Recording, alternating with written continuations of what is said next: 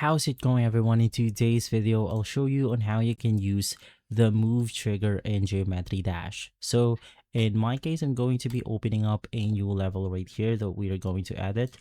And of course, let's just edit our level onto the beginning of our stage right here. So let's just highlight everything, delete this, and now let's get started.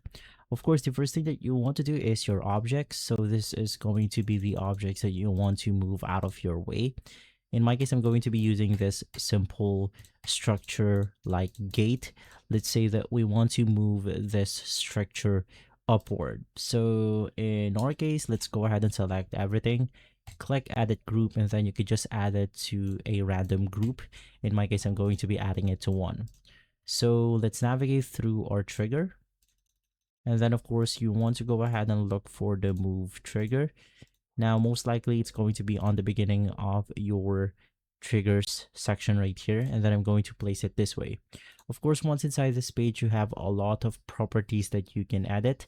The first thing that you want to do is to, of course, navigate through the target group IV. In my case, it's going to be 1. And from here, I want to activate this trigger by simply touching it. So from there, you can now edit or trigger the way you want to. So in my case, I'm going to be moving it with Y, so it actually move upwards.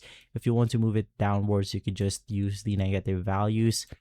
And from here, we then have the ability to select the move time. So in my case, I want them to move really fast, and then I'm going to add easy right here. Of course, for the move trigger properties, you can just edit this the way you want to. If you wanted to follow your player, you can just select this one. You have other properties that you can edit, but let's make this video simple. Let's start with the most simple one, which is just moving this object upward. So let's click on the play button, and as you can see, it will move up our structure like this. So now we have this gate-like structure. You can just design your objects the way you want to. Maybe you want to transform this into a proper gate, but generally that's how you use the move trigger.